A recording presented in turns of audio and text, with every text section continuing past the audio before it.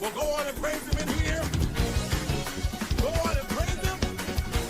When you look back over your life and think about everything you've experienced, it was nothing but the favor of the Lord.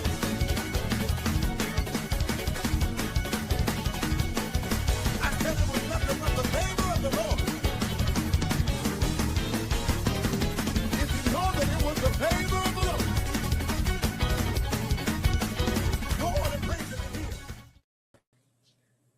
Hey, blessings, y'all. Welcome to the Solutions Radio Show. I'm your host, Pastor Corey Wright. As always, we know what the problems are. We know we need to solve them. What I offer on this platform is solutions, dedicated acts of action that bring about true change. And I just talked about change, and no excuses for excuses are man's tools of incompetence that build bridges to nowhere and monuments of nothing. Broadcasting live from the WVTC Radio Network here in Chicago, and also our sister station in Detroit, Michigan. It is an honor to be here live on a Saturday to talk about what I have learned from 2025.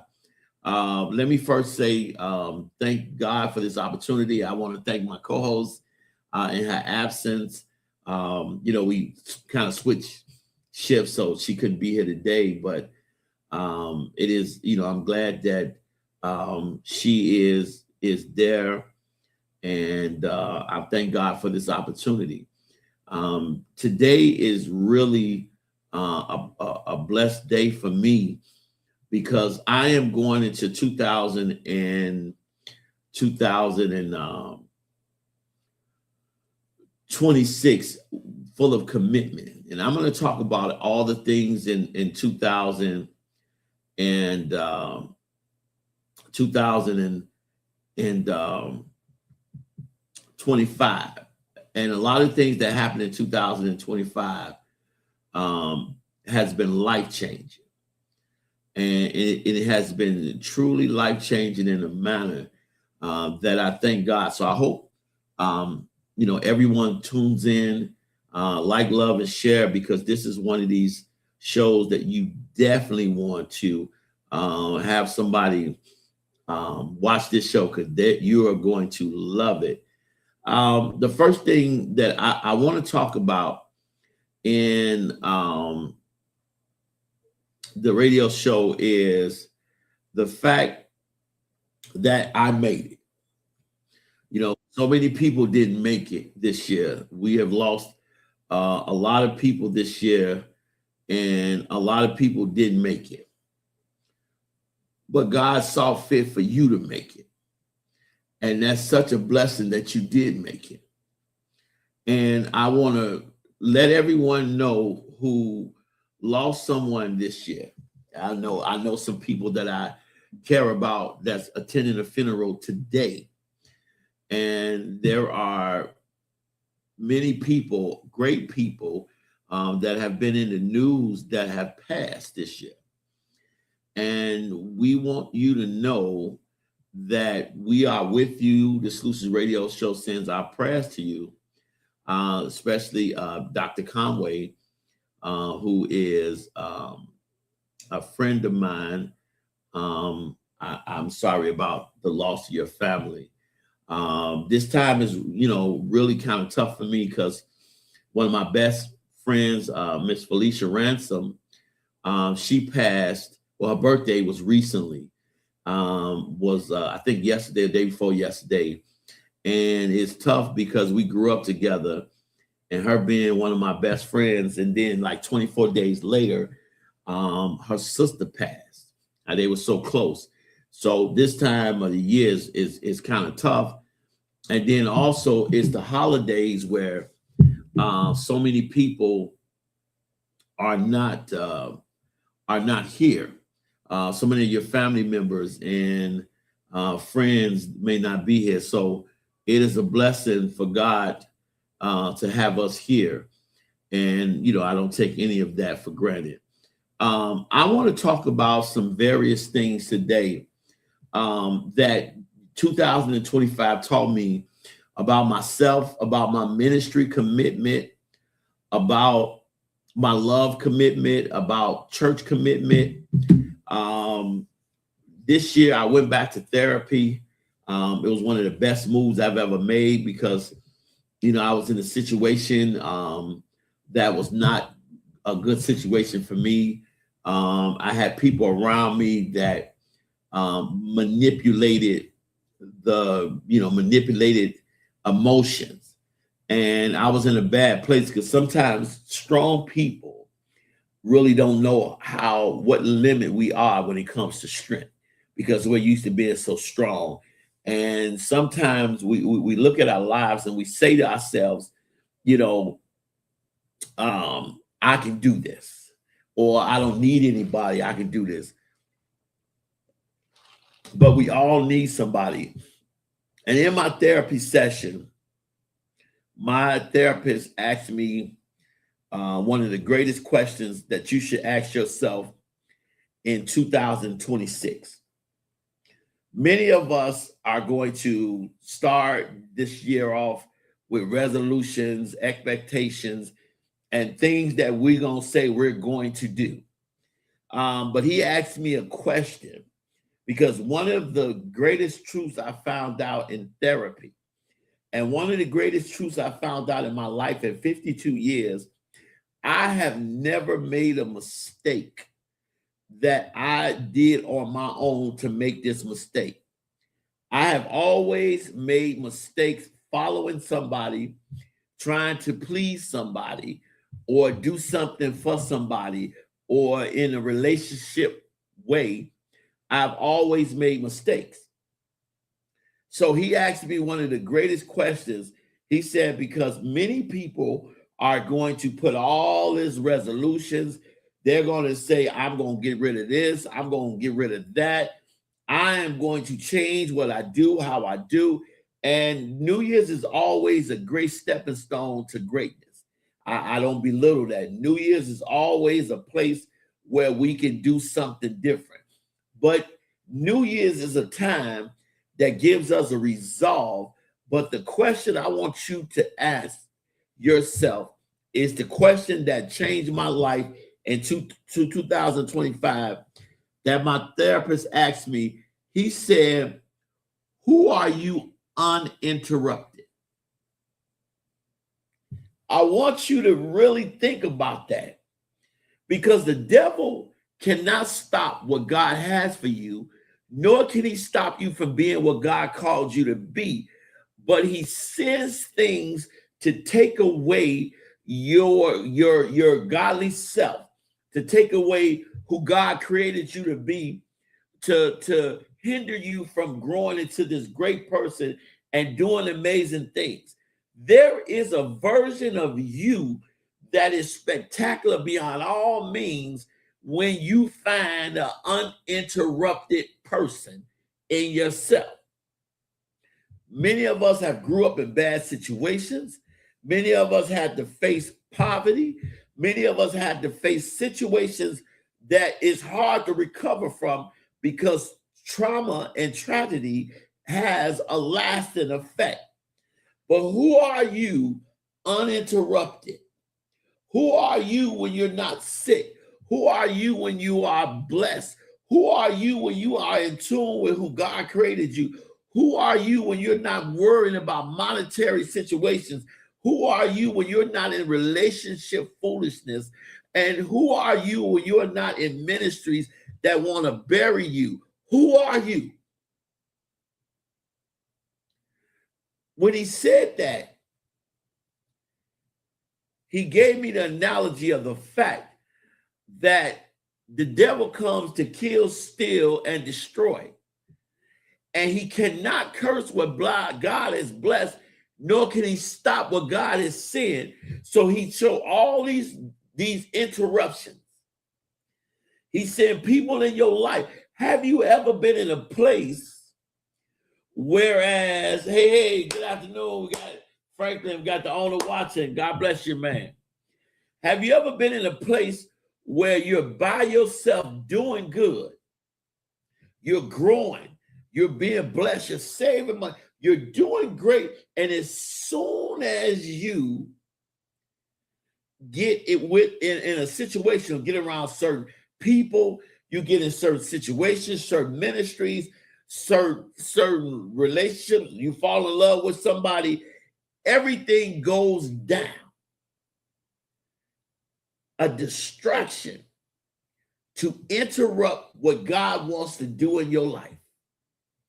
Why do you think the devil used the tactic of worrying so much? Because he wants you in a double-mindedness where you hold up your blessings because you're trying to help God be God. You know, I get up early in the morning, maybe 3:30, 4 o'clock every morning before I go to work. I am studying. And God brought me to Sarah. He brought me to Sarah. And there are so many aspects of Sarah that reflects my life. When you think about, like, all the things that I had to go through in life was to get me ready for the miracle God has for me. And many of us, just like Sarah, we have been waiting on God for a long time for something.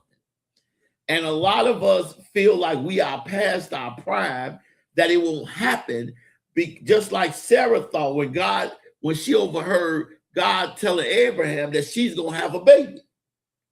She like, I'm way past menopause. I'm way past that. And there is somebody right now feel that way because in their life, they've been so interrupted.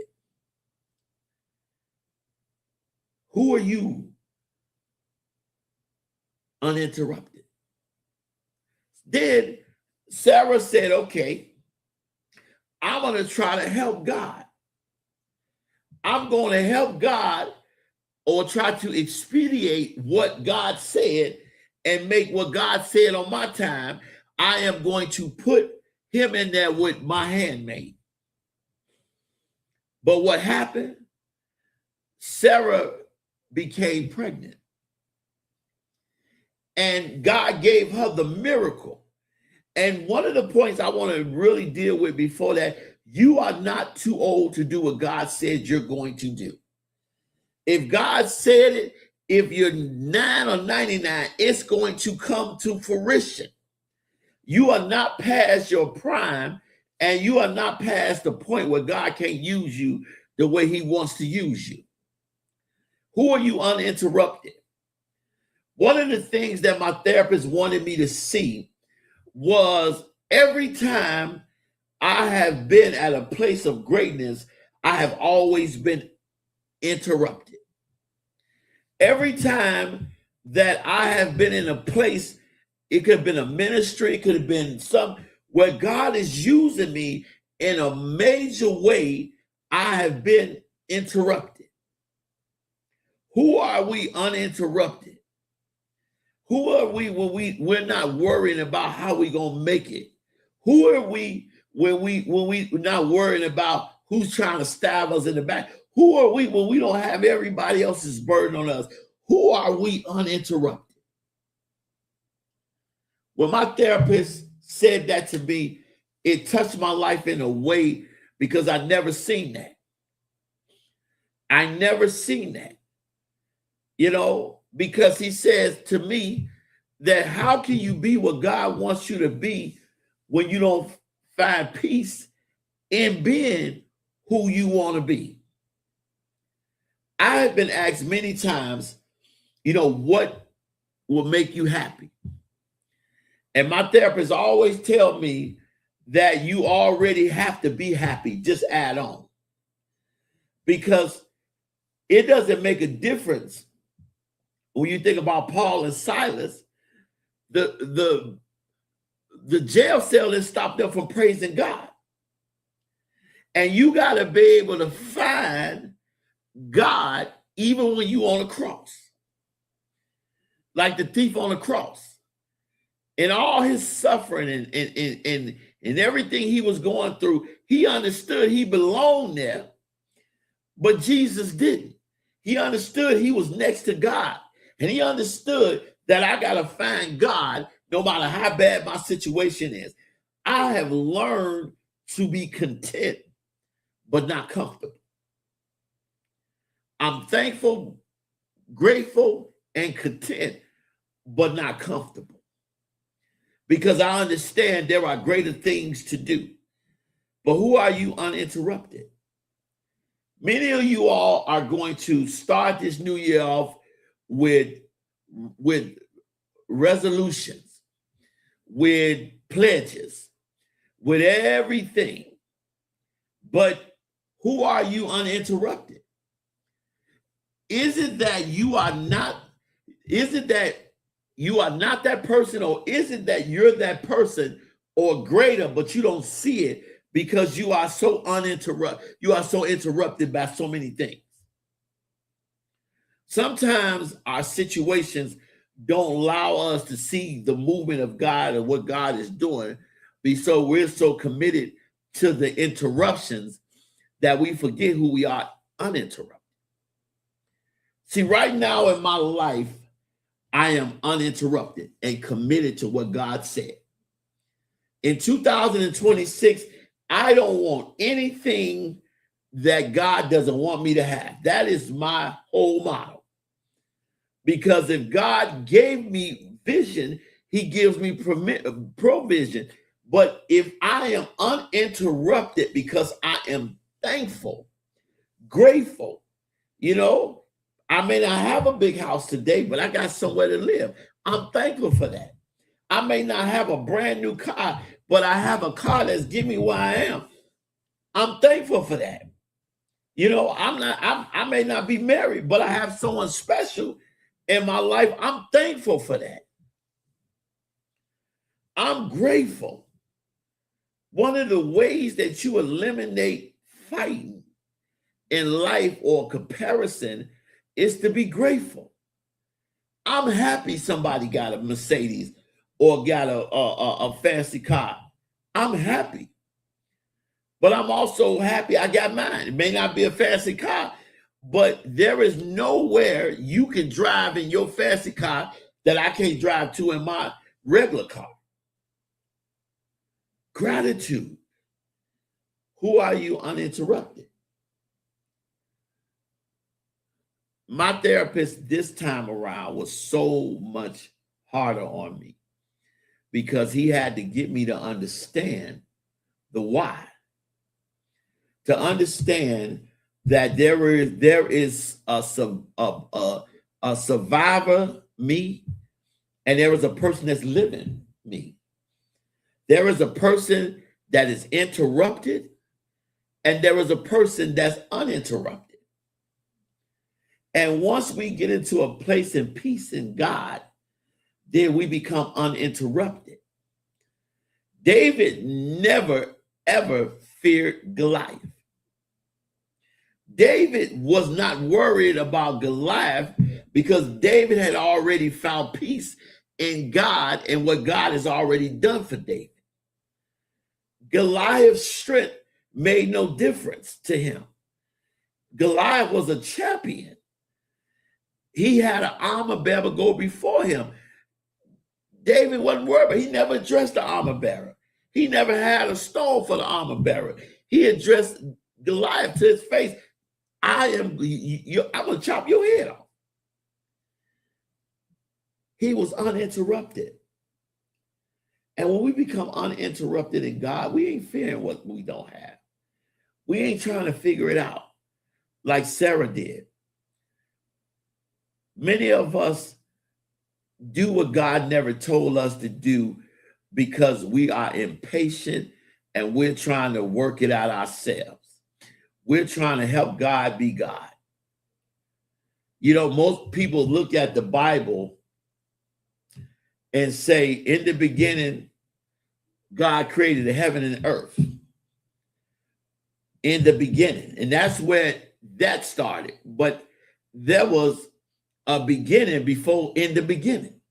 God has always been there. He's always been there. He's eternal.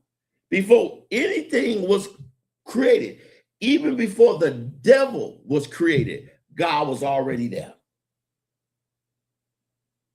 When we look at he already knew what was going to happen.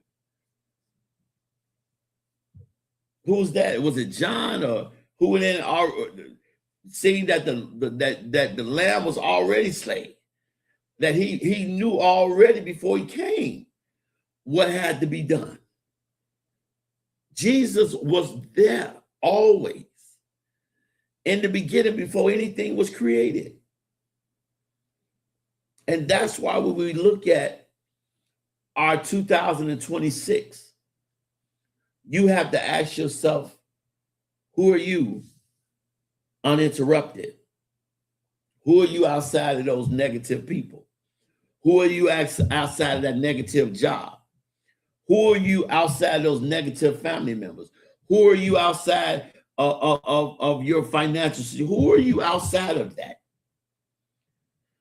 I want to give somebody some great advice for 2026. I want you to stop judging people according to their situation. Some people are worth saving. Some people have been fighting their entire lives.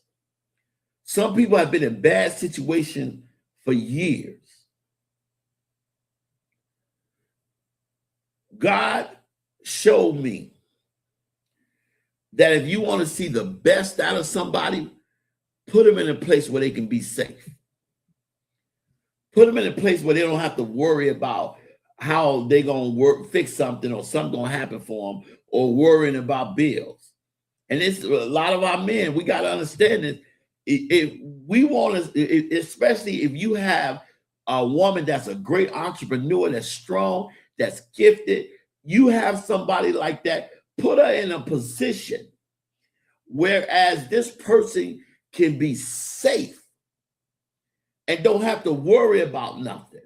Take care of her until she get on her feet where she can be who she needs to be without the rat race, without the pressure, without any of that. And many of us miss that. There was an analogy that I put on my page where you had a man on top of the cliff with a boulder on his back. No, I didn't put it on there, but I watched this analogy. He was hanging over the cliff, holding on to his wife, but there was a boulder on his back. Now, him holding on to his wife holding on to him, there's a snake right under where he was. And the snake looked like he's trying to bite the woman. But the man can't see the snake because he has his arm over it, but the snake is inside the cliff of the mountain, so he can't see him. So he's like holding her up, like, why don't she pull herself up and help me pull her up? But she's in another situation looking like, why don't he pull me up? Because the snake look like he's about to bite me. And neither one of people see each other problem because neither person is safe. And this is what's killing a lot of our relationships, our growth, and our progress, is because we don't see somebody else's problem because we're trying to get out of ours. Instead of saying, let me help you. Let me bless you. I'm already ready to take care of the wife that God gives me. And it's not that I won't ever need her help or not bless me, but I understand I have to make sure she's safe in order to produce what she needs to produce. Because how can somebody produce something that every time they turn around, something being taken away from them? We have to be able to put ourselves in other people's shoes. Another thing is people can be more appreciative uninterrupted. A lot of times we may think people don't care, that they just may be money hungry or they just want to get something. That's not true. It's just that people are in a survival mode because they are interrupted. If you put a person in a place of being uninterrupted and being safe, it changes. You have to ask yourself this major question before you make them resolutions, before you make all these decrees, before you write all these visions down. You have to ask yourself, who are you uninterrupted? Who are you before the things that happen to you? Who is God commanding you to be? My whole life, this whole year has humbled me. It has opened my eyes because I am not going to fit in every place. But this is the first year in 52 years that I go committed. I go committed. And the first thing that I am committed to is my godly assignment. One of the things that I had to understand about what God has called me to be, He's called me to be a pastor. I am committed to the ministry that I am at now and that I go into the new year with. And that is until God moves me into my own ministry. One of the truths that I had to understand in 2025, and this is a lesson that I've been learning most of my life, but I understand it, I've learned it greatly in 2025, is that when you live in somebody else's house, no matter if you right or wrong, you're wrong because it's their house. When we look at churches today, it is so cliquish and so performish. Everybody is putting on a great performance, but God is not bearing witness that He sent them. There has not been a ministry or place that I have not gone to that has not changed or been blessed because God is using, not me. Let me just real quick, but God is using me because the Bible says He'll bear witness. But every place that I've gone to, many places I've gone to, I'm going to be a threat. Not because I want to take over anything, because for a while I had no desire to go back to the pastorship, but because God uses me and He bears witness. So I understand that I can't fit, and it's not that I'm, I understand that it's no bad feelings. You're right. If I'm in your house, it's by your rules. And one of the things that my therapist said that made a lot of sense is that we have to still set the personality with the leader, because a lot of times you have a lot of leaders that's empty, still trying to pour. And so they're empty. So all they doing is looking like they have a lot inside them, putting on a great show, but broken. And you're not going to come into somebody else's house and even if God using you, you're going to still be subject to their thoughts, their personalities, and their viewpoint. And you're going to be wrong. And I understand that because there is a level of character that comes with each leader.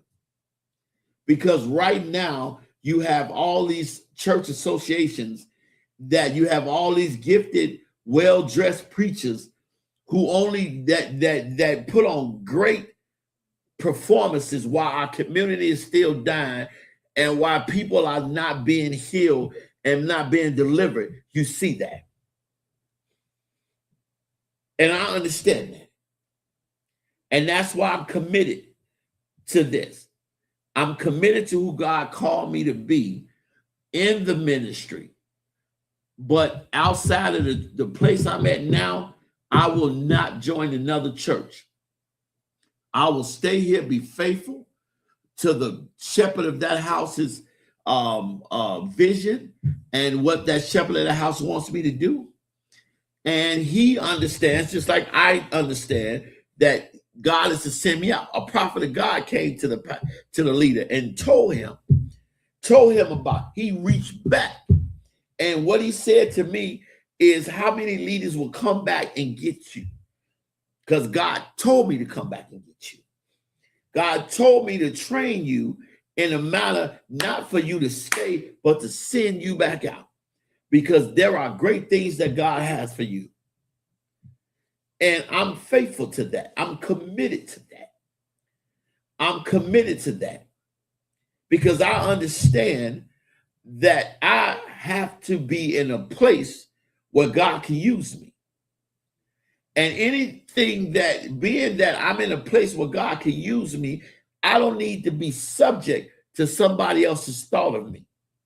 Because you see so many ministries that's loaded up with people trying to get to the leader, loaded up with things. One of my biggest pet peeves that I don't like, and I've never liked, is to have visitors and people that need God sitting in overflows in the back, where the first 4 or 5 rows is full of ministers, full of leaders, or you got a pulpit full of ministers, full of leaders, when the man that don't know Jesus, or that person that need healing or need God bad, need to be up front.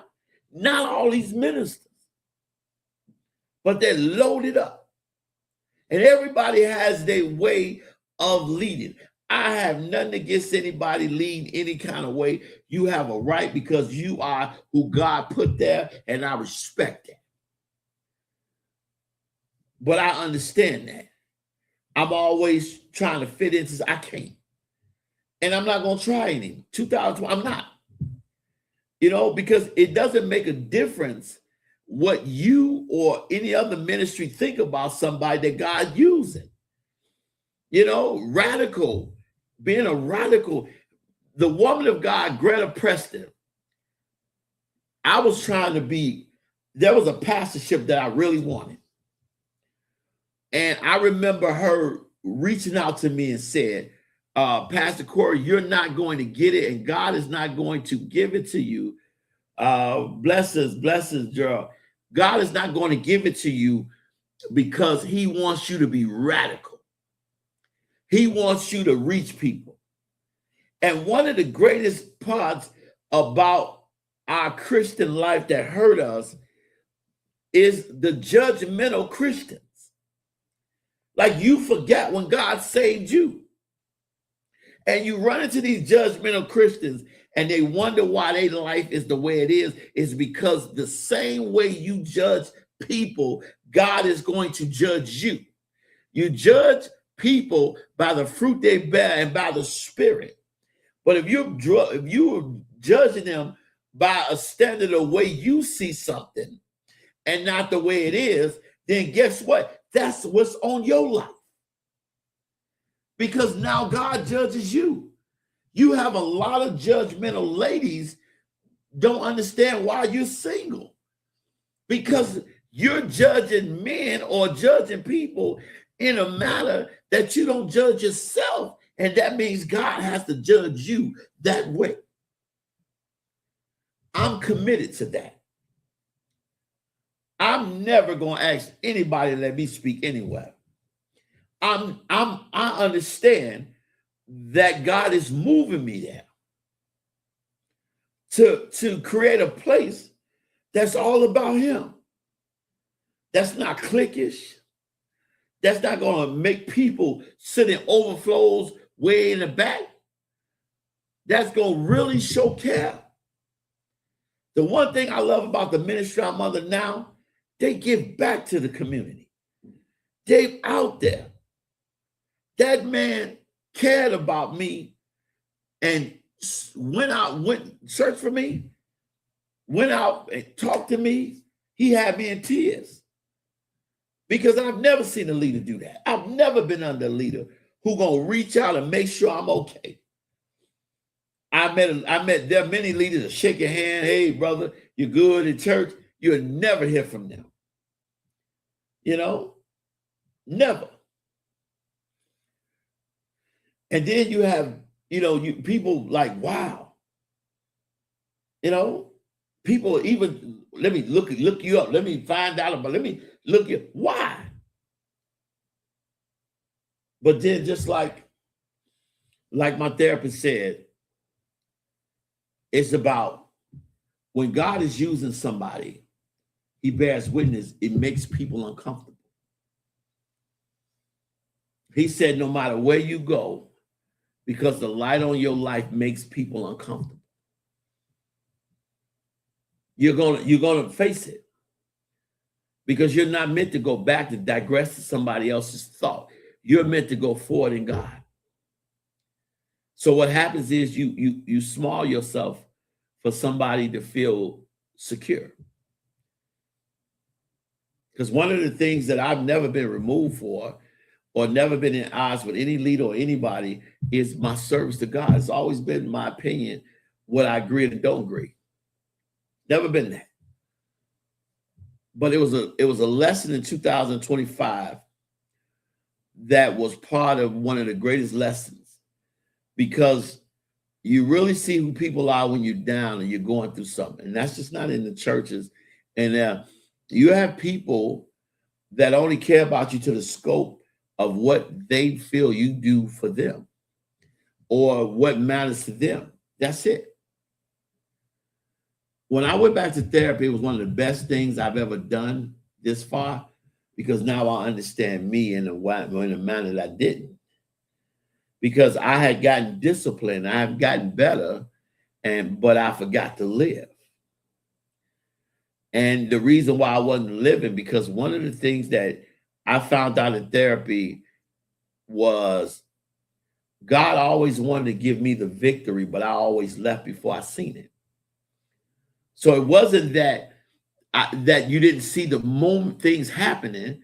I never stayed long enough to see it. And the reason why I didn't see it, because I was doing it, but I wasn't committed. And God changed that. That's the one thing. Because triggers don't matter if there is nothing behind them. Triggers are only powerful if there is something behind it. So we had to get behind those triggers, because some of the things that rub shouldn't have. But you don't know how burned out you are, because people play on your emotions. I had a few people in my life that played in my emotions that won't carry not one brick, will never do anything that will benefit you, and they will only help you and benefit you when it benefits them. You know, I'm only going to love you to a point, whereas it is. And if you don't give me what I need, I am going to blame you. And what separated me from that? I told, when I was in one of my sessions about 3 weeks ago, I said to my therapist, what separates me from those emotional vampires? How do I beat that? And you know what he said? What separates you from emotional vampires, from phony people, from opinions, and everybody that means you no good? Hard work. Because if you work hard enough, you become unreachable. If I am on the ground building a floor and somebody starts to build a floor next to me, but feels that building that floor is too hard and stop, but I never stop, even though they see me build the floor and I'm on top of that floor, they still see me good. Now I started to build that second floor, and they look up, they see me still. But by the time I get to that third floor, they can't see me good. And then when I get to the 6th or the 7th floor, I am out of reach. And I get that. And he said, what you do is don't go back, because those people will come back and still be in the same place you left them. But if you're not in the same place that you left them in, now they have to deal with your hard work.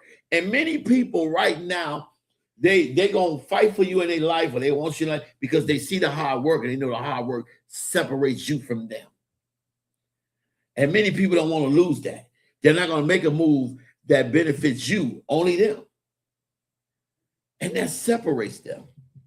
So when somebody say, well, why won't you let me on your boat? Because you didn't carry not one brick or a log for the boat. And when people don't do that, they blame, he said.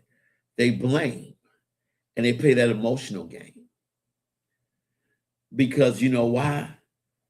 Anything but seeing what they have brought to the table, what they bring to you, they don't want to see that.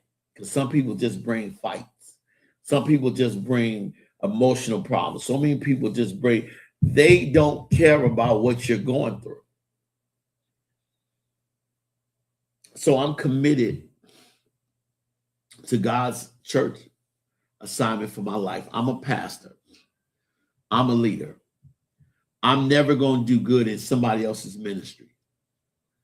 This is what God called me to be. This is what I am. I'm not going to put on a show. I'm not going to wait till somebody tell me that I'm doing what they want to do. Many people nowadays don't want to use people for who God created them to be. They want to make them into replicas or mirror images of them.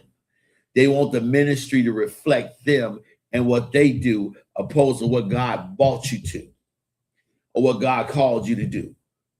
I had pastors criticize me for not having suits and not wearing suits. Like me having a suit on gonna make me less anointed. Like me dressing a certain way, appearing a certain way to aggrandizement is gonna make me look better. Where is the deliverance? Where is the change? Our Lord and Savior, God himself, was born in an animal house. He didn't come living in a mansion. But we've got to this point where we look holy. We look anointed. We look like the man of God.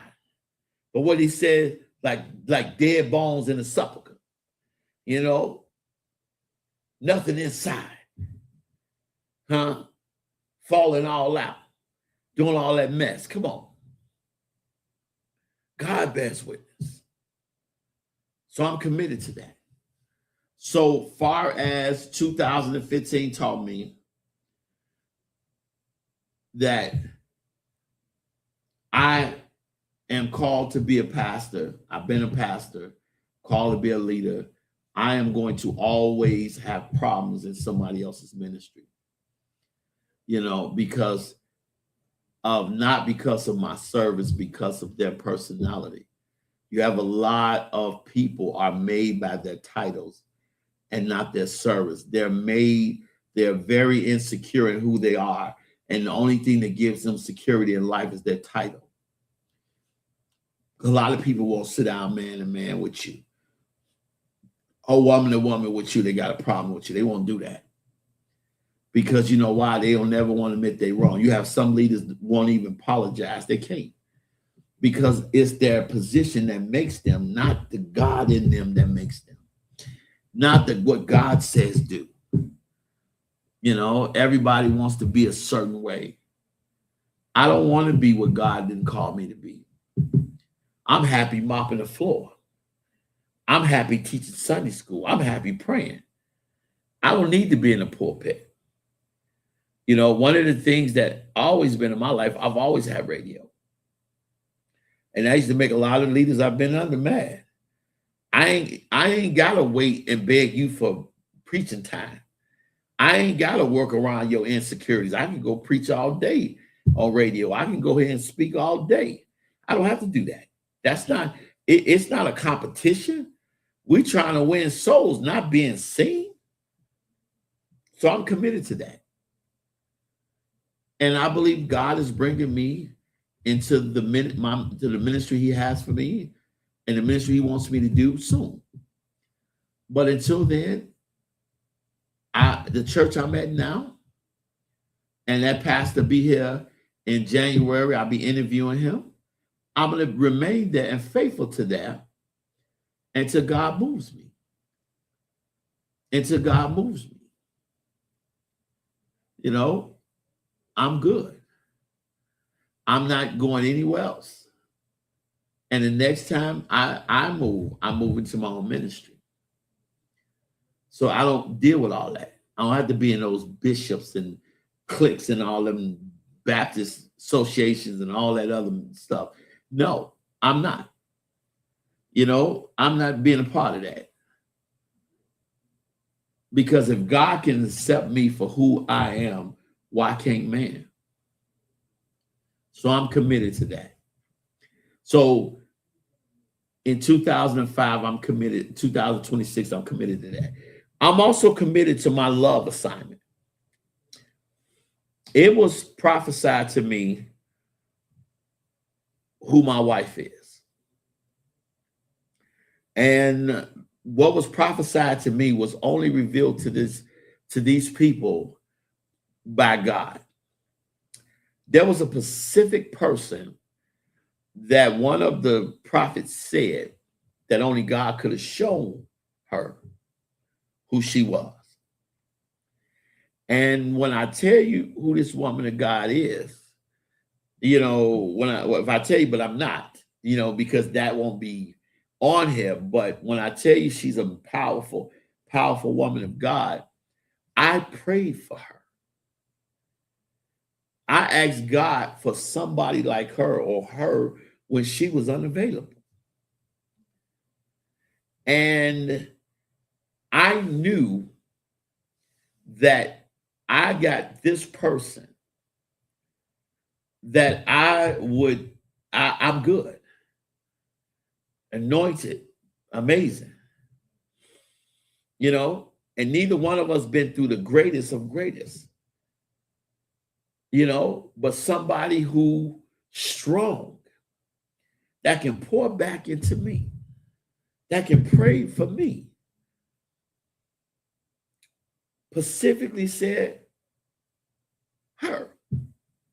No matter what people feel, no matter if somebody say, well, you're supposed to be over here, or I feel, don't matter. That's not what God said.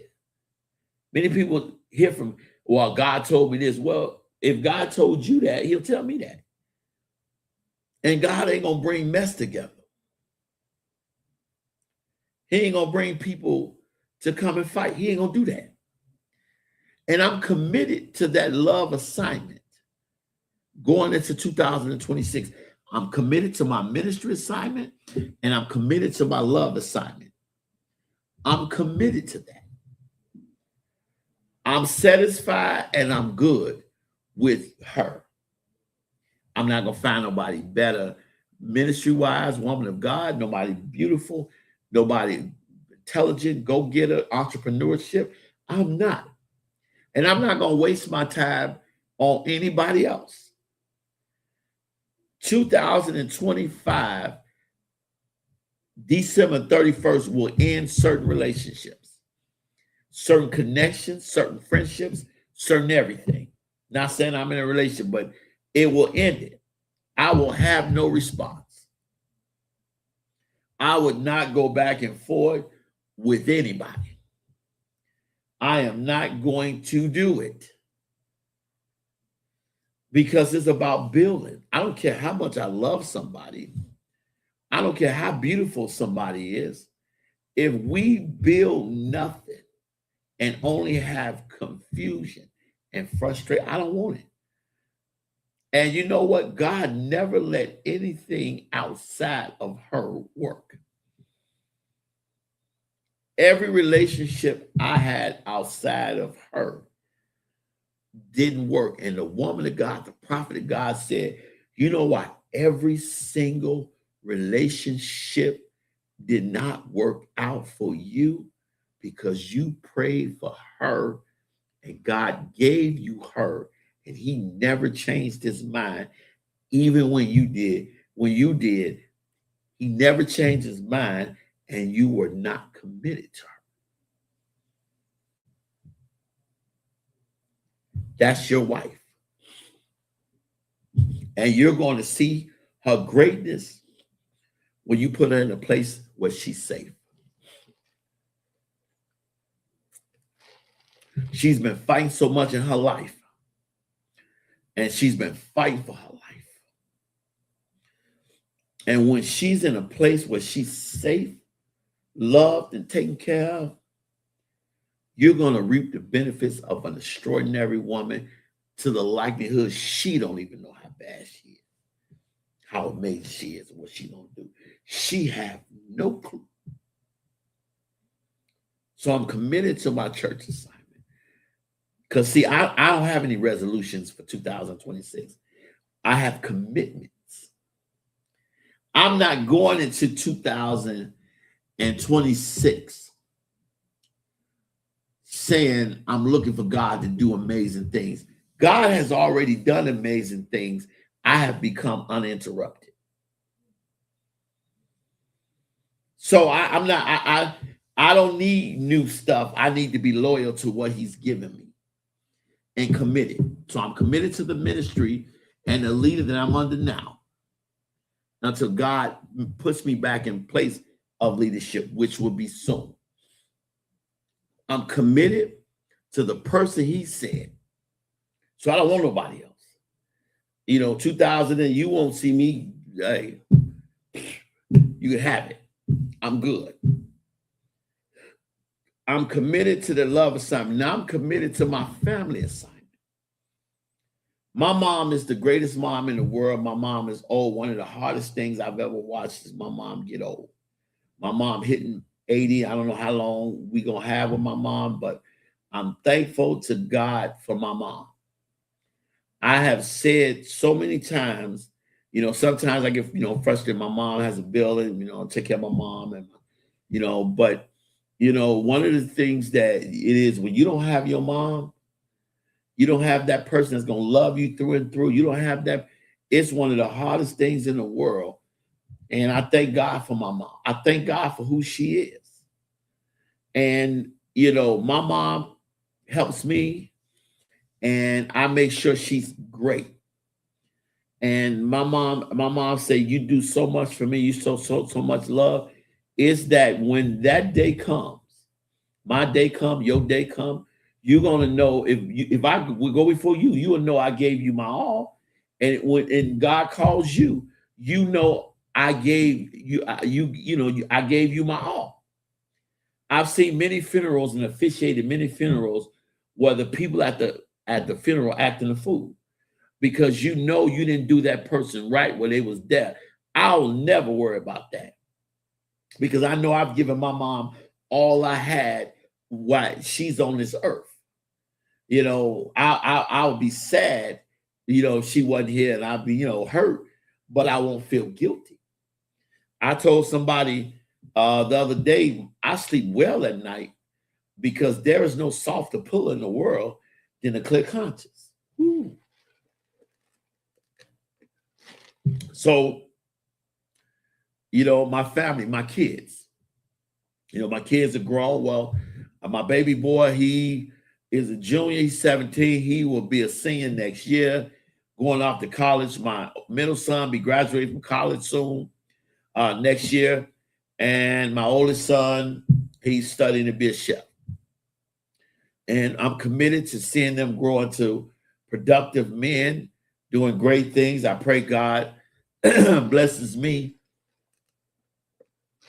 with abundance to share with them, to give them a break on life I didn't have. So I'm committed to the wife that God has given me.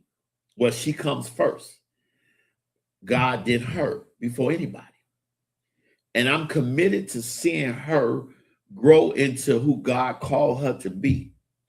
I'm committed to protecting her. For like you come to for her, you coming through a battle. But I want God to put us in a position where you can't get near us, where we're untouchable. Especially the naysayers, especially the bad people. I'm committed to that. And if I have to, whatever I have to do, I'm committed, to giving her a freedom to do what she needs to do for herself. You ever heard the story of Vera Wayne? Where her husband was a successful businessman and he gave her the money she needed to start her business because she wanted to do. Now she worth billions and he worked for her. I believe that with the one God said for me, that soon as she jump off everything, I'm going to end up, tell the city goodbye, and I am committed to my assignment at work.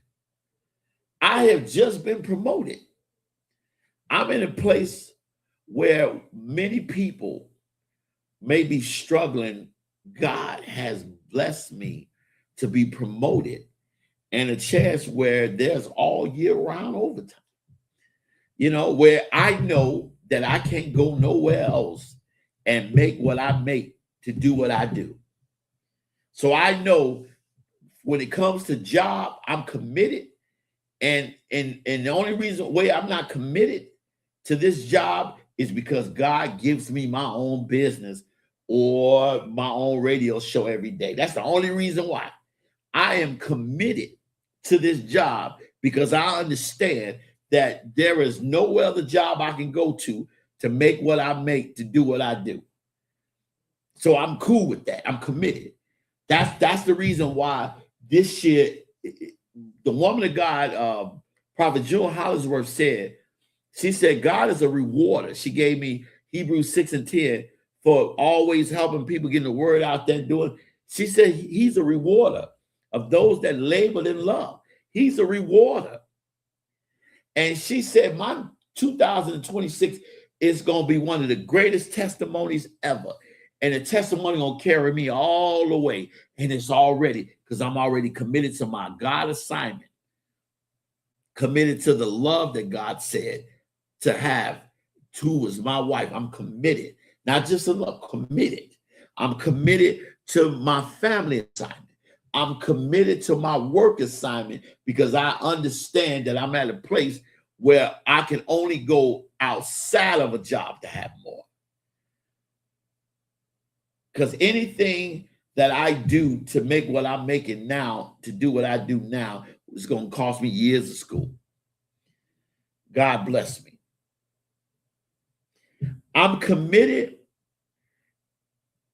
going into 2026 to my therapy assignment. Therapy blessed me.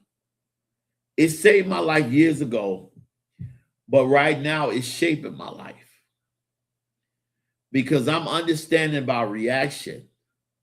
I'm understanding why people come at me. For many times in my life, I never understood the attack. Every time Jesus approached a demon-possessed man, those demons acknowledged him. They acknowledged him. And one of the things that you look at when it comes to therapy is you understand who you are. Because if you understand who you are, you understand the attack. Because people are not attacking people necessarily for what they have done. They're attacking them because of what they have the ability to do, what they're doing, or what God is using them for. They're mad. Because many people, even though they are in prestigious positions, have more money, have more clout, have more everything, they despise you, because when they see you or you operate, God moves. And I'm committed to that. That saved my life, because when I was first for this promotion, they didn't want to give it to me. And I felt, slighted. I felt that it was wasn't fair. So I filed a grievance. Even though this is a promotion, I filed a grievance. And because you have to take a 2-month class, you have to learn everything, every aspect of the job, because you got people lives in hands. You got to be able to command people, tell people what to do, manage people. And I didn't understand their position for a minute, even though I thought it could have been done better. So when I filed a grievance, the union rep said, well, they're going to put you in the very next class. This was like 2 months later. So when I went back to therapy, because the places I was at was basically attacking me, and people around me were attacking me to a point whereas I couldn't catch my breath, which is the reason why I went back to therapy. And when I went back to therapy, the concern was you didn't realize how depleted you were because you became disciplined and not living. And many of you all are disciplined where y'all don't do what everybody else do, but you still ain't living. You may not go out and drinking, but you always in the house. You may not go and do nothing great, but you're still doing nothing. So here I am disciplined, but basically my couch, my TV, and my bed became my best friend. I go work, put in work, nothing else. So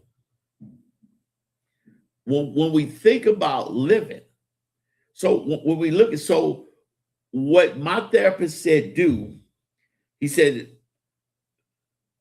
energy is not destroyed or lost. It's merely transferred from one place to another. And that even though that was Sir Isaac Newton's theory, we have to understand that our reaction will always create a mood in someone else. A lot of times we don't mean harm because we might be in a bad place, but it comes off harmful because we're in that place and somebody take it offensive. So what he said he said, I want you to take all that pain, all that frustration, all that anger, take all that they did, that you felt they did to you, wash it.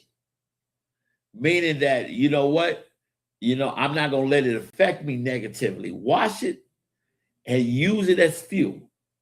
So when you do that information, instead of doing it once a day, do it 10 times a day. Find the energy from your problems. Find the energy from what you went through. And then when you read the material, read it twice a day. How do you do that? You find the energy from your pain. And that's just not with that in the Bible, in the word. When you look at the things you go, let that fuel you to read God's word inside and out. Let that fuel you to pray like you never prayed before. Let that fuel you to preach like you never preached before. And I did that. I did that for months. When learning the F field, I was doing, somebody said do 5 miles a day. I was so teed off at what they did, I did 10. Then they said the book, man, I've learned a book. So when I got there on day one, I wanted to show them so bad that you made a mistake. I sat right up in the front. And when they seen that I knew my stuff, I thought they were going to be angry. They were glad. Matter of fact, they were like, what we talking about? And it was right in there that I repented to them because now I got it. I got what they was trying to do. And it ended up helping some of our other classmates make it. We had a study group where they made it, or being promoted. But I wanted to show them that not only can I lead, but I'm going to know how to and know everything in there. And my therapist asked me a question. He said, what do you do with your pain? What do you do with your frustration? Most people let that pain fester and sit and do nothing? Huh? Most people let that pain, that anger, that frustration just sit where they can't sleep. They can't do nothing. It incapacitates them. He said, don't ever do that. Take that frustration and find something to do with it and burn it. Burn it, even if it's working out. If it's working out, when I first had a gastric sleeve surgery, my trainer used to make fun, but then I realized he wasn't. He used to say, man, make that weight that gyro you ate. You know, I look at, man, what's up with that? But I would get so mad and angry that I did 2 extra sets. And many of us don't get that. Stop sitting in your pain. That's energy. They said you can't do it. Michael Jordan used to create scenarios in his head just to give him the edge to go out there and perform because he knew he was better than everybody. Michael Jordan was like, man. But then when it really came to a fight, he was really fighting because he was already in that level. He came to it. And that's what I learned. They did you wrong, fine. You know, they never paid you back, fine. They took from you, fine. You just used what they did as energy to go get better, to go get more, to work harder. So when it was official last week, after all the different shifts of training and everything, I realized that this is what God wanted me to do. Because you got to be grateful. We can't think everything is going to come. So therapy showed me that. Showed me about my reaction. That a lot of times we lose good things, good people and places because of our reactions. It's easy to go into somebody that didn't hurt you. It's easy to fight with somebody that's trying to help you. It's easy to belittle somebody who does absolutely nothing that you do absolutely nothing for. Many people get it, like the Bible says, you would rather live in a house in the edge of a rooftop than a house full of strife. There's more than one way of getting your point across without being angry. But another thing is to put somebody in a place where they're safe, where they won't be angry. My Lord says something, it's a joke, but I often laugh at it. My Lord said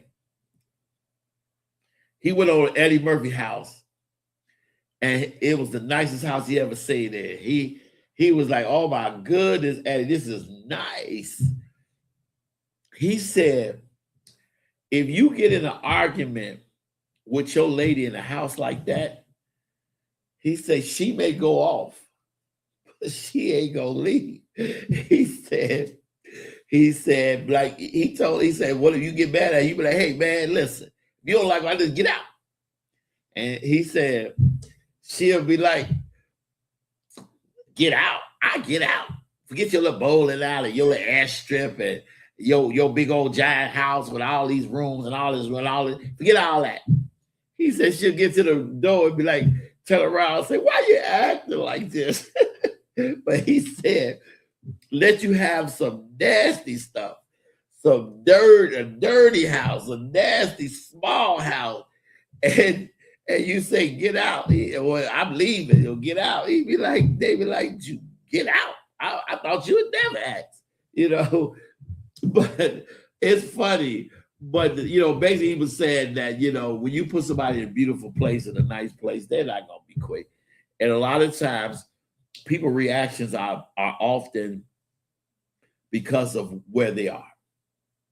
You put people in a better place of safety, then they answer responses and reactions to be safety. But one of my things was my reactions. Because I'm either reacting to react, and sometimes it's not good, or I'm reacting in a way where I'm shrinking myself to agree with something I know is wrong. And that's what most leaders want you to do in some of these ministries in these places. I want you to shrink you to fit into my stuff because this is I'm the leader here. I will never do that in 2026. Not gonna happen. This is the last church that I joined, as a member. The next church that I go to, I'll be a pastor over the church. I will not join another ministry because I'm not fitting into somebody else. It ain't like the old days. It's a business. This is what T.I. said, and him and Kirk Franklin had words. They didn't have words, but they had a really strong disagreement. But he said, I don't feel the church like I did in my grandmother's day. It's more of a business. It's more entertaining. Who can yell the loudest? Who can dance? Who can do it? People are not, they don't get delivered. It's just become a show. So I'm committed in 2026 to my church assignment, godly assignment, to my love assignment, to my family assignment, and to my therapeutic assignment. Let me talk about some of the lessons I've learned in 2025. One of the greatest lessons I've learned in 2025 is you're never going to make a point with somebody that is not going to, that already had a made up mind. There are many people in life that don't know how to have a conversation. One of the main things with me is I am not going to have a conversation with somebody that constantly interrupts me. I am not going to talk to that person very long. One of the things that I've learned is many people don't have courtesy to have a conversation with you. It's like I am going to keep saying what I want to say the way I want to say it, and I don't care. I want to do. Many people always say not to cut you off, but you did. One of the things that I understand is everybody wants to talk and nobody wants to listen. I will not in 2026 have a conversation with somebody that is rude enough to interrupt me and not allow me to get what I need to get out. If I have to speak over you, argue with you, go back and forth you to make a point, you don't believe or hear anything I say anyway, so why say it? I've learned also in 25, that people will only be there for you when it benefits them.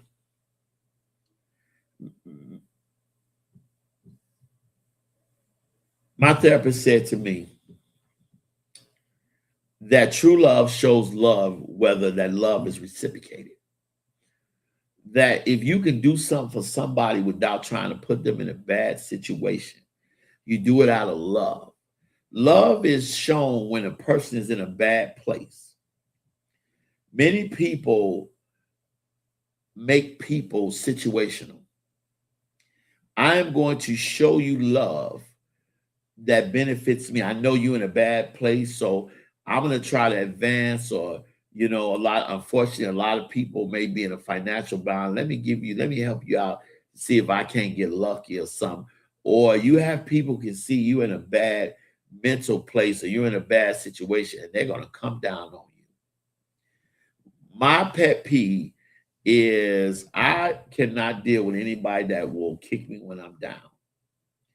But you have a lot of people who will only do what benefits them. I'm only going to defend you when it's us. But if you don't do what I want you to do, you are a bad person. You don't do or say or speak or act the way I think you should, you're a bad person. We have gotten to what that's one of the lessons I've learned is I don't fit in everybody's house and everybody's circle, everybody's life, and I'm okay with that. I'm at an age right now, I have no more time to lose anything. I don't have the capacity to lose it, and I'm committed to what I'm committed to. Good or bad, I'm committed to it. And I will stay to see the glory of God. Because many times I've left situations that still being blessed from the hard work I put in. But I left before I seen the glory. They seen it. You know, I won't do that. I've lost enough. I've been through enough. Right now, it's all everything. You know, ain't no, and ifs and no. I'm living with no regret. I gave it to God. I've been working. That stuff is gone. I don't worry about behind my triggers. I don't care what's in my heart. That's why I'm content. When people say, God, man, I want to do something nice for you, but you never want to. You know why? Because I'm good. Now, if you just want to do something, do it. Now, I'll be thankful for it, but I don't need it. Because I got God. I got what God wants for me. I don't need a big circle. I don't need people phony around me. I tell God, keep them away from me. They're going to be phony. I don't need them. You ain't got to pretend to like me. If you don't like me, don't like me. If you don't want to be around me, don't be around me. The most dangerous people in your circle are the ones that's smiling for you, but are jealous of you because they see what's on your life. I've also learned that love is important. Family is important. We are not going to always have the ideal family. And sometimes God uses us to break generational curses and to show our family members the great example of what love is. And we got to understand that we're not going to always get it right. And that I'm thankful. I may not have a family that supported me, or may not have a family that was able to, do for me as I do for them, but I thank God for them. I thank God I ain't by myself. And even though it's hard seeing my mom get old, I thank God for her every day. I thank God that I can hear her voice every day. I thank God I can bless it. There is no burdens when you love somebody. And love is shown more than just saying it. But the greatest lesson of God that I've learned this year, two of my greatest lessons, which made me ask the question, who is Corey Wright uninterrupted, is accessibility. I have to control who has access to me. And I don't want anything or be anywhere that's out of the will of God for my life. Those are the greatest lessons, because I have never been in a place with or without somebody that I had problems in when God said be there. If I heard a preacher say, if the truth shall set you free and you still bound, that means you need to up your truth. And one of the things that I had to realize, there's a difference in God's truth that sets me free, and there's a difference in my truth. There's a difference in your truth.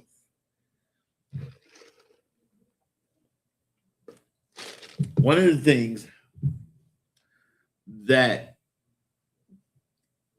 I want for my life in 2026 is I want to do business ministry with my wife. I want to have associates, church family members, but I want to have my best friend, my friend, and the one that I kick it with, have fun with, be my wife. I don't want no circles outside of her. Period. You ain't got to invite me. You ain't got to, I thank you if you do. But I want to enjoy it. There are so many things I want to see in life. I want to see the pyramids. I want to see Martin Luther King memorial. I want to see all of these things. I want to see a lot of places. I want to go to Paris. I want to see every state in this country. I want to visit. I want to go to Cairo. I want to go to the Holy Lands. I'm okay with not being in everybody's circle. I want to do ministry around the world. I'm okay with not being invited to everyone's church. Now, I'm okay with that. I'm okay with that. One of the major things that has destroyed me and destroyed a lot of things that I wanted to do in life until now was accessibility. How do we become an uninterrupted version of ourselves? Is to guard our accessibility. And it's not just who in our circle, what we listen to, who we're around. It doesn't matter if there's a room of people talking about how bad I am or whatever. If I didn't hear it, if somebody says somebody talking about me, I'm like, that's between you and them. That was a conversation I wasn't invited to, so I don't care. Because it has no power until I speak about it.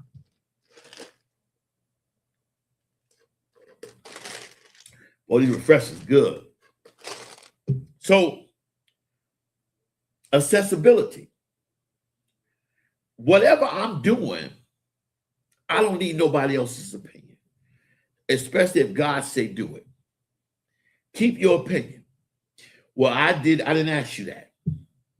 In 2026, if I get a comment solicited that I didn't ask for, I'm going to politely tell somebody I never asked you that. I didn't ask you for your advice. I didn't ask you for your help. I'm not worried about what you're thinking. That's between you and God. I didn't ask you for it. Somebody get in my comment. I didn't ask you for your opinion. That is one of the things that that I understand I have to guard. And it's one form of guard my heart is guard my access. I don't want to sit on the phone with you talking about negative things. I don't want to go back and forth with anybody. I had somebody tell me one day, because I'm nice to this lady I was talking to a while back, I'm nice to her, that I'm love bombing her because I'm giving her compliments. A lot of men get compliments. Next thing they'll tell me, excuse me, I don't know you. Anybody trying to sleep with you? I don't know you. I'm not, you keep talking about how bad men is, but then you want somebody in your life. Well, I'll just tell you how I feel. Well, why would you tell somebody you trying to get to know how you hate men and then get mad because what? That person don't want nothing to do with you.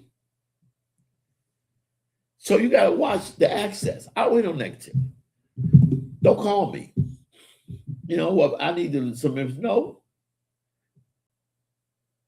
I don't want to. You don't want my advice. You want to dump that negative feelings on you so I can give you a little bit of inspiration so you can go back and bring more negativity. No, thank you. You have to guard your access. And I don't want it. I don't want it. Because if it's out of God's will to get it, you got to keep it out of God's will to keep it. And listen, God ain't going to let what he said no to work.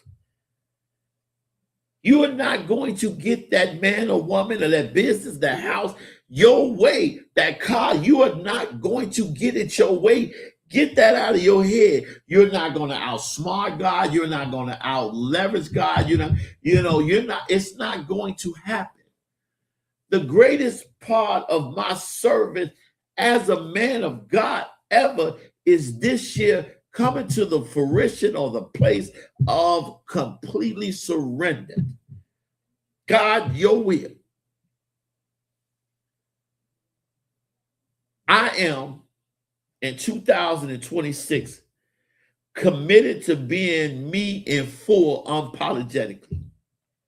I'm committed to being who God created Corey Joseph Wright to be.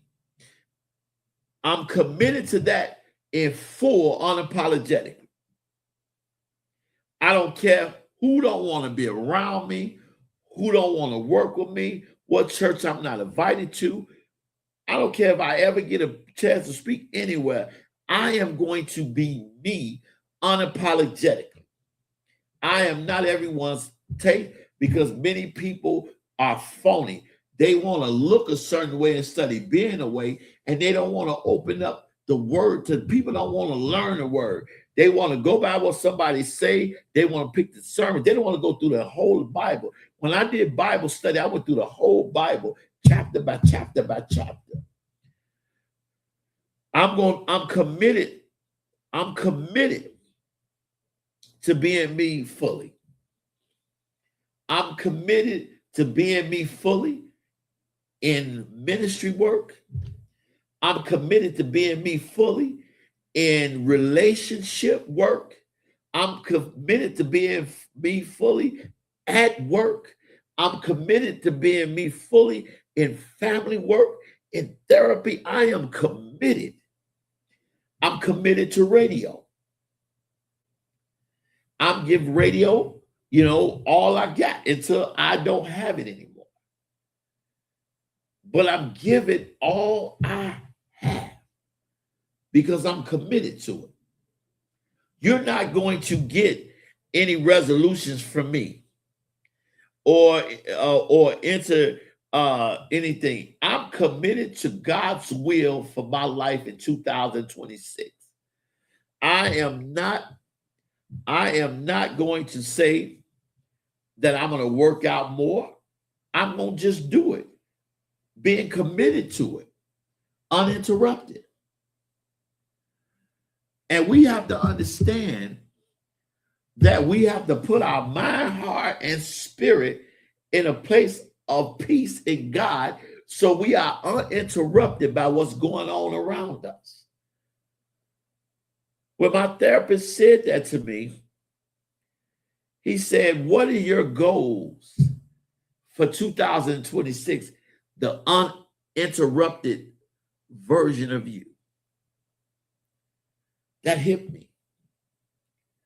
Because the first thing you think about is, how am I going to get this done with this amount of money I have? And God, who is your provider?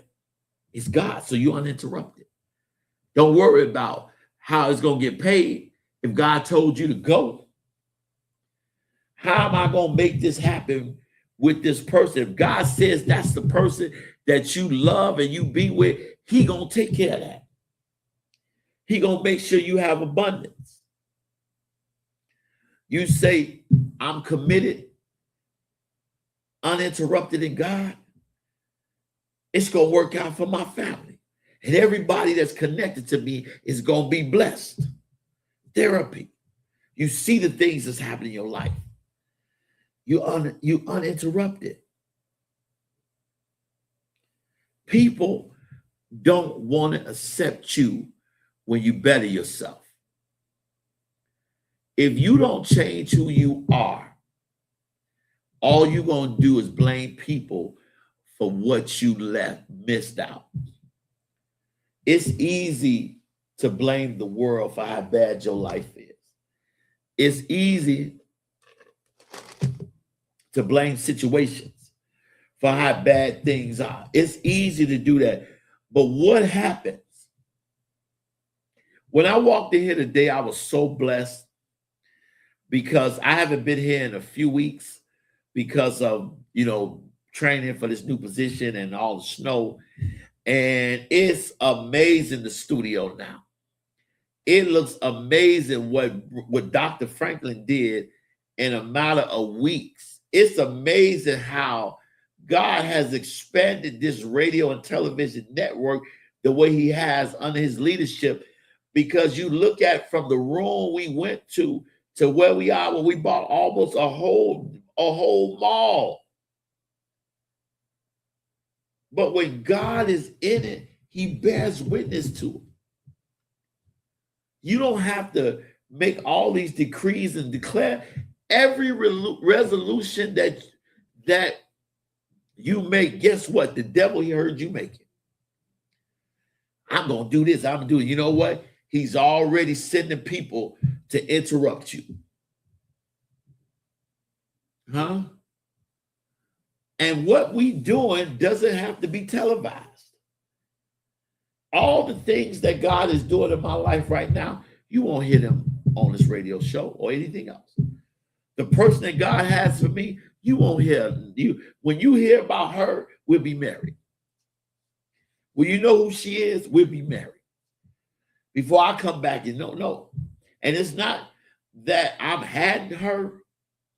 Our relationship is between us, not everyone. Because a lot of times, people ruin what God has for them, announcing it or putting it out there premature. No. Not at all. Not at all. My goals is surrender. My 2026 goals is surrender to God. End of story. Point blank. End of story. Surrender to God. Point blank. Nothing else. We have to get that. This is the last show of the 2025.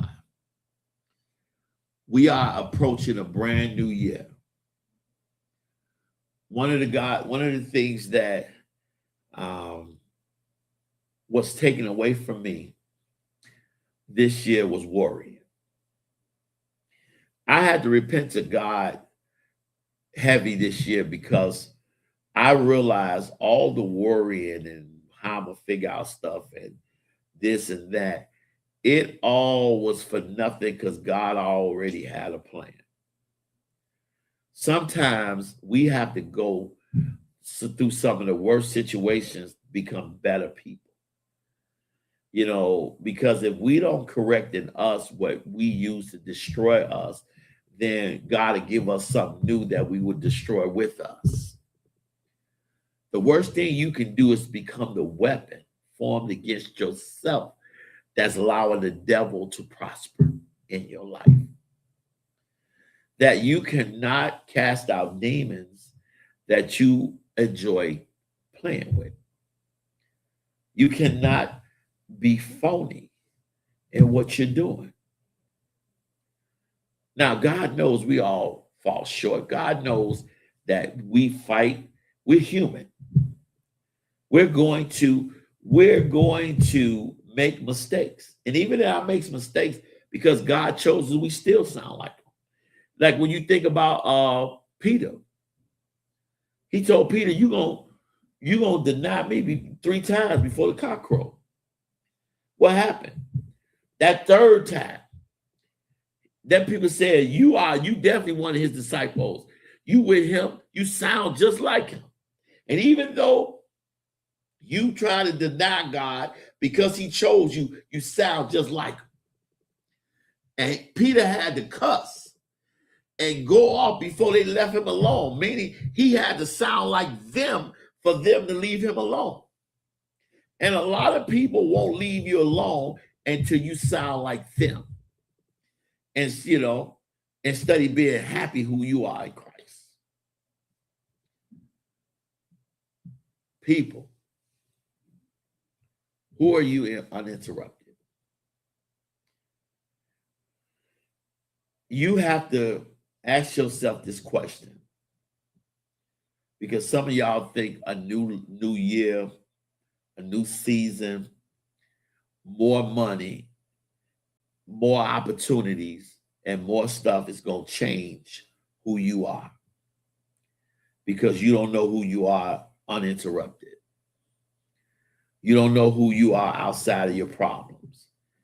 You, every time you speak, you open your mouth leading with your problems. How you doing? I'm making it. I ain't gonna complain. Okay, you done already defeated yourself. You know, one of my therapy sessions was, what are you leading off with? How do you start your conversation? Do you start your conversation your blessed self or your frustrated self? Many of us give the devil praise and don't even realize we're doing it, because we start off bad. I'm just, I'm barely making it. No, I'm more than a conqueror. I don't, it's hard out here and I'm frustrated. Okay. What did God do? No, I'm not. I'm good. I'm not worried about nothing. And I'm not worried about nothing because it ain't like what God has given me can't be taken. No, I'm not worried about it because God allowed it to be taken. He give me something greater. If God allowed me to lose one car, he'll give me another one. If God allowed me to lose one house, he'll give me another one. I'm not worried about that, because sometimes God got to take things out of our hands to give us better. But if we're trying to hold on to what's in our hands, God can't give us better. But many people don't get that. Everybody is leading off with complaining. I come to work every single day laughing, smiling, because the world didn't give me my joy. They can't take it away. And many people want to attack that. When I got this position, there was a bunch of people, and I'm not going to say what they were, but they were not Afro-American, and they probably, and even they was, no matter. They were really talking negative about me having a better position that I had. And my response to the person that said that is, I don't mind. Because what happens is the demon in them makes them acknowledge the God in me. And a lot of them don't get the attention they want to get because they don't have that anointing on their lives to get. So what they do is attack the person that they feel that they can have a safe swing with, which makes them passive aggressive, meaning I can say what I want to say to this person because there's no consequences behind it, because he ain't going to go all up my face or go off like some of the other people will. And I can say that because I know if I say that to that guy, he'll be all in my face. It'll be a problem. It'll be a month stuff. So I'm not going to do that. So I say that to him, and I don't mind, because you know why? I enjoy you hating on me, because it just solidifies and give me confirmation that I'm doing something right, or I'm sent by God. But a lot of them talk about me to get attention that they don't get talking about themselves. But I don't worry about the enemy, because I understand that the enemy is acknowledged, because that's what they want you to go. Because I know once I go in or respond or say something, then now I've given them the power that what they said never had. You are entering into a new year. You are, Christmas is Thursday. It won't be no snow Christmas. It's going to be 54 degrees, 55, almost 60. But Christmas is the time you spend with your family. Christmas, for me, I'll be at work, because I thank God for the place to be able to work. I'm thanking God for that opportunity. I'm thanking God for the people that I'm able to bless. Prior to, Christmas, to bless my kids and everybody, and my special loved one, the lady, the one that's with me, Brother Pastor. Hey, thank you, Charlie. blessings that I'm able to do. So I'm able to bless people, but and that's the whole thing. Now I'm gonna go broke probably this Christmas, but it's okay because I can make it up in overtime later, so it's no problem. But I want to see people blessed and have a great Christmas. Um, my thing is that I really want people to understand that 2025 for me was the greatest year of growth, and not monetarily, because of many times I said, God, why haven't you blessed me with all you said you were going to bless me with yet? He said, because your character wasn't big enough. I had to expand your character. One thing that people don't understand, that when it comes to NFL teams, NBA teams, pro teams, period, they have to go through practice. Even though they've been practicing their whole life to be where they're at, they had to go through practice. And they have to be prepared. All that God has for me, from relationship to family to life to love to growth to financial, I'm ready for. Pastorship, I'm ready for. And this has been a great stretching. This has been one of the greatest things I could have done, to go back to therapy. One of the greatest things I could have done, because I removed myself. I removed myself and I had to stop working. And there are those people who will put their mouth on me. There are those people who will lie on me. There are people who will say what they need to say, and that's okay. I'm okay with that, because what separates me from you is the work I put in. And because you have negative views and negative thoughts, and you may say negative things, it doesn't stop my growth. Because eventually I am becoming and growing into a place where I'm unreachable. While you keep staying over there in that same spot, I'm building over here. We laugh at the nursery rhyme, The Three Little Pigs, but it's such a great lesson in that, because the other two pigs built their house, one on straw, one with wood, but that last one built it with brick. And when that wolf came, that wolf was in trouble. You can huff and puff, but you ain't gonna blow this brick down. I'm building brick, building strong foundation. But I go into a new year committed to being me in full. I thank God for this opportunity at radio. I thank God for my co-host, Tina, in her absence.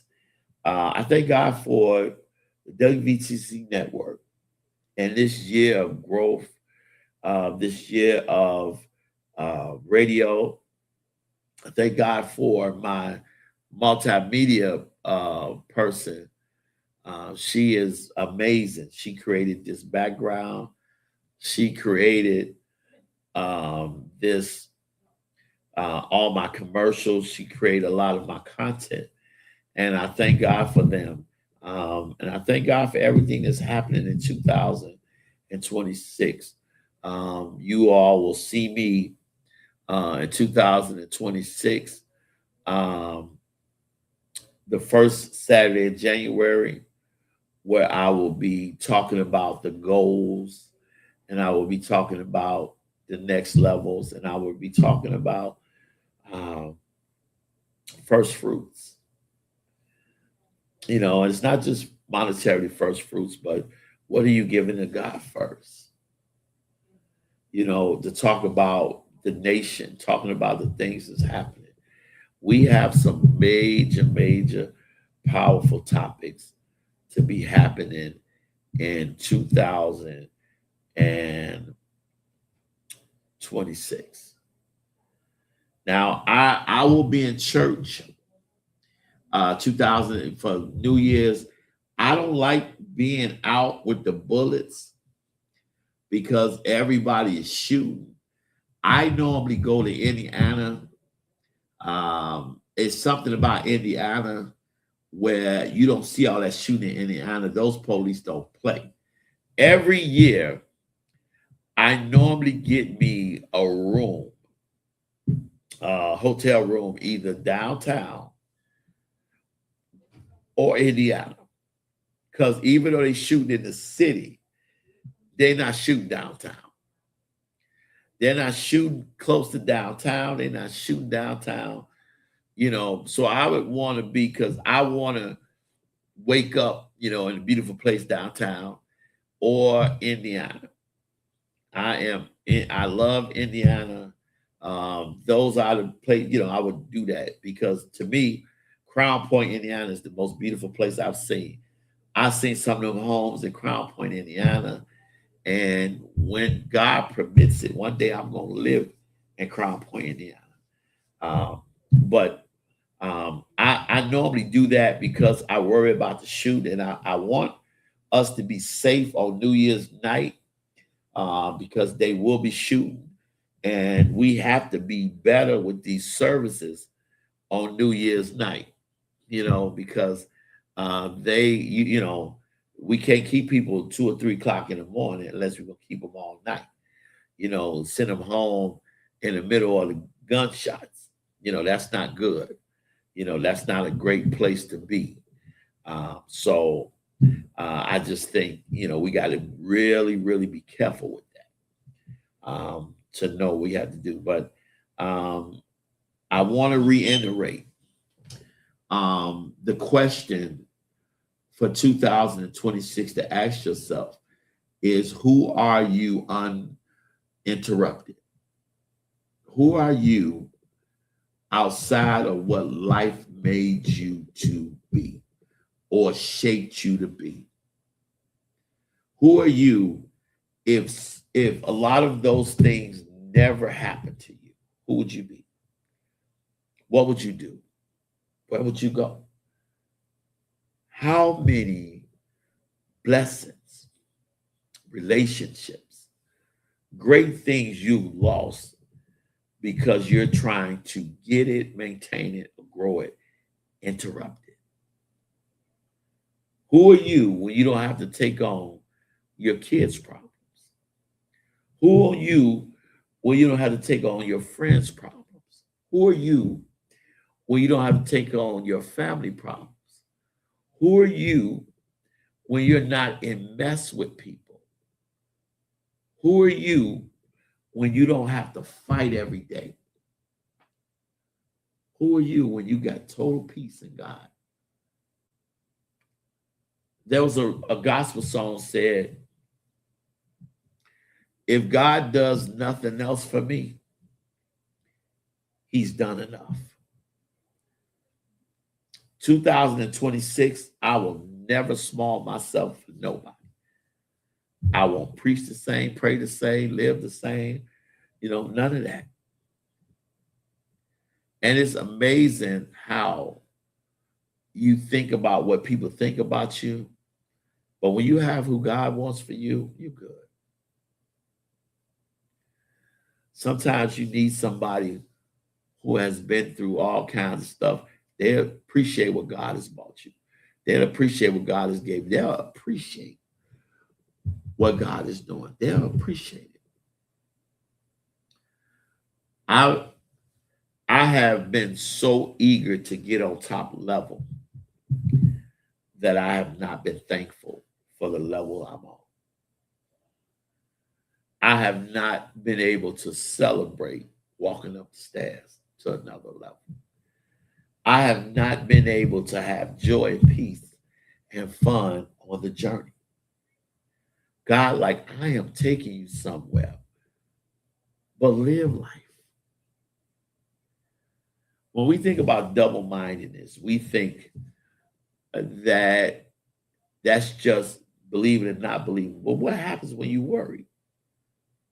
If you truly, one of the things that I was really telling the group I was speaking on is when you worry, you in a double-mindedness. When you already know God worked it out, I want you to think about something that blew me away. The Bible says that they borrowed a tomb to put Jesus in. Why would somebody borrow a tomb? Because they know they ain't going to be there long. Could you imagine somebody walking up to you and say, you have a cemetery plot, can I borrow it to put a body in? You'd be like, well, what happens when I pass? But Jesus knew he wasn't going to be there. And you're not going to be in that bad place long.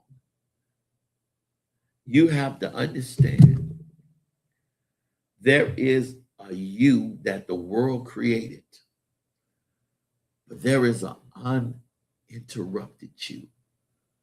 And that's the person you have to find in 2026 to be the best you can be, to have all you need in life for you to be great.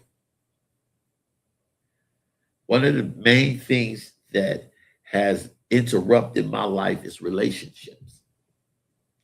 Bad relationships. Relationships with people that want to fight.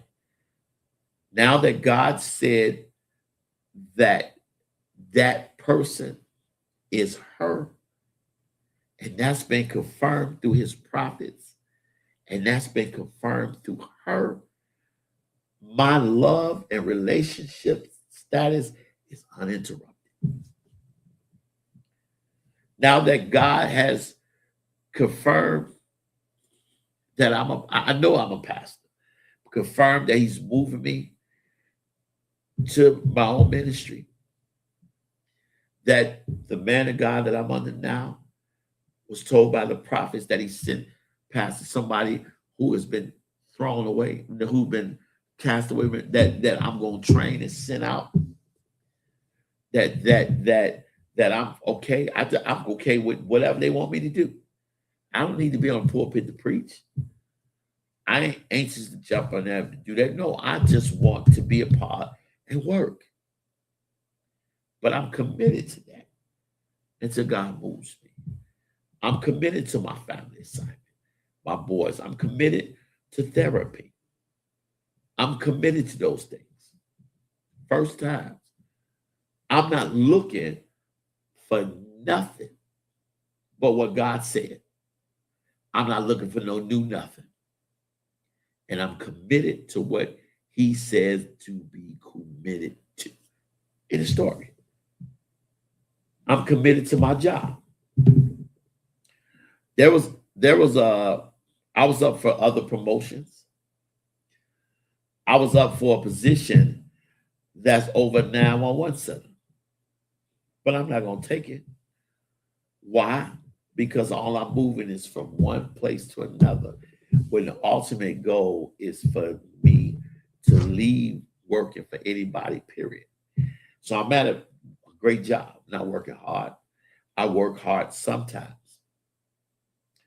But compared to what I make, and you see some people at McDonald's, how they work for the little money they get, I'm blessed. So I'm committed. I'm committed to the job that I have now. And committed until God elevates me to my own. Either that's through me or through my wife to be. So be it. But I'm committed. It don't need to move. What are we committed to? What are you committed to? Have you left a situation, job, ministry, a place before you've seen the glory? Have you left and been committed to the commitment of who you are? In 2026, you can't shrink no more. If you don't fit into somebody's circle, you just don't fit. If you don't fit into somebody's ministry, you just don't fit. If you don't fit into somebody's life and their relationship, who they are, you just don't fit. There's no shame in that. Some people are just not meant to be together. Some people are not meant to be in love. Some people are not meant to work together. Some of you all got to stop trying to turn some of these red flags green. And it don't mean a person's a bad person because they can't work with you. People take because you don't want them, because you can't work with them, as you're trying, there's something wrong with them. It is not something wrong with them. They just don't work.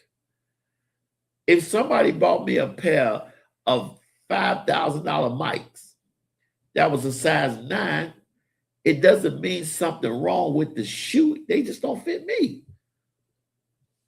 We have to stop taking what don't fit us personal. Some relationships just not gonna work. And I hate losing friendships over relationships that didn't work because somebody mad that it didn't work. It couldn't have worked. It won't work.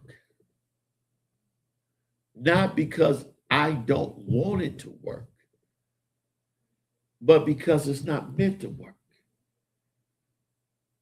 I am surrendered to God, and I am committed to the commitments that I made to God, so that now I can be uninterrupted. I don't have to worry about, what I need to do. Because if I live by somebody else's standard, if I live by somebody else's thought of me, then they have the power to control me.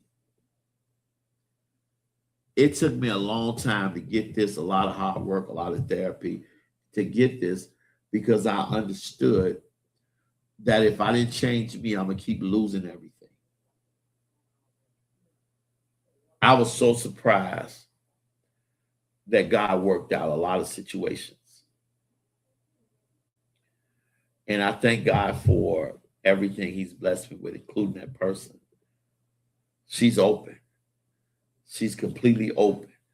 God worked that out, and that's the best thing. Because when God bears witness, you ain't got to explain it. You're trying to over-explain something because you're trying to make something fit. But when it's God said, it fits anyway. So I want you guys to take this show, share it, replay it, but ask yourself that question. Who are you uninterrupted?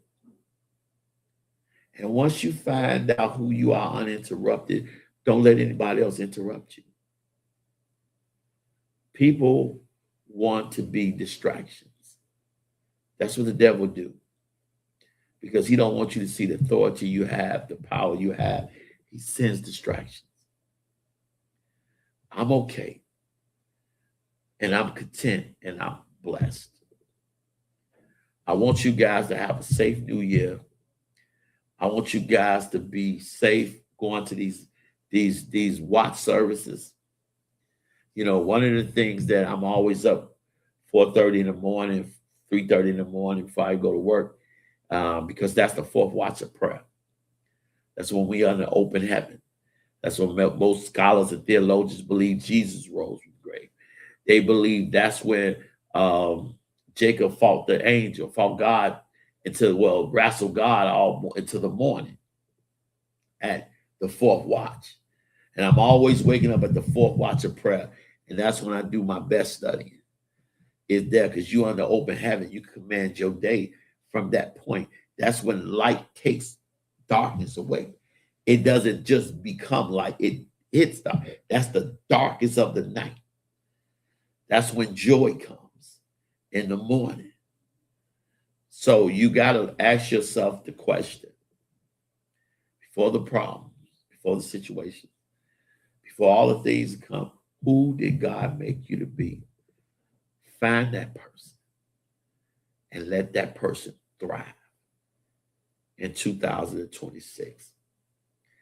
I love you guys, and understand and realize my shows next year, 2026, are going to be off the chain, no holds barred. And again, I thank God for this opportunity. I'm amazed at what Dr. Franklin is doing.